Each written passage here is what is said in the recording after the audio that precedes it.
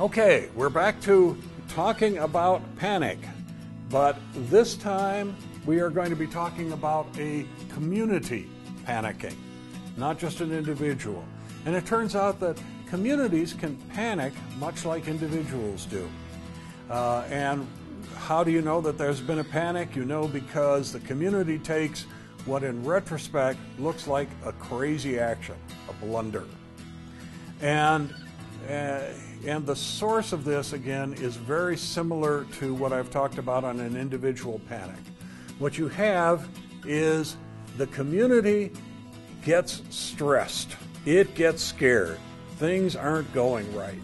And then something strange happens, what I call something novel. Because it's strange, and because the community is feeling like it has to react to it very quickly, it makes a big mistake. And the big mistake, again, is it's going to be expensive in the long run, and it isn't going to solve the problem. So this is something that is important to keep an eye out for, and it's really not too hard to spot. If you see a situation getting very stressful, and then something strange happens over the top of that stress, expect the reaction to be bad. Now, I enjoy history and I enjoy reading about current events, and so I spot these things coming up all the time.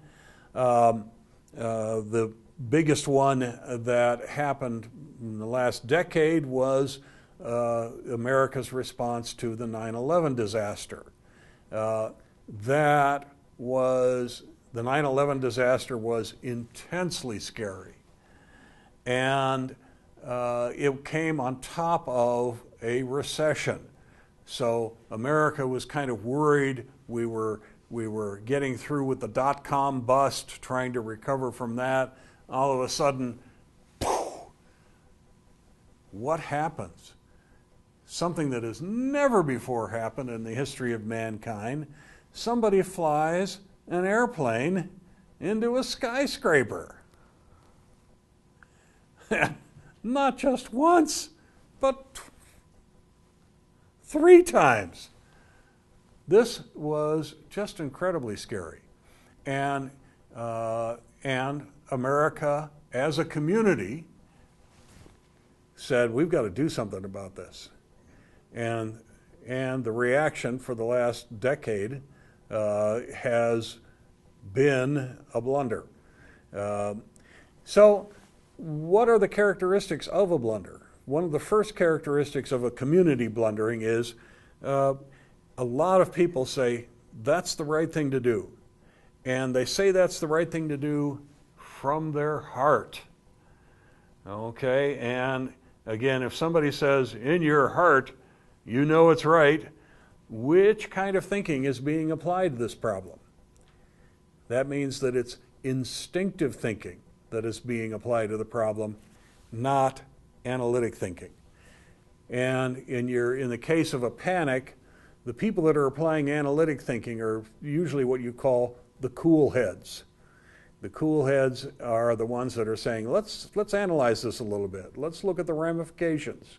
The hot heads are saying, there is no question what we have to do.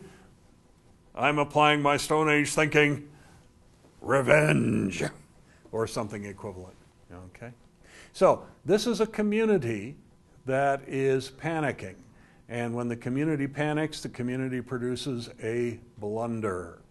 And this is something that you want to watch out for, particularly if you're part of that community, because expect to be spending a whole lot of time, resource, and attention, and it isn't gonna help.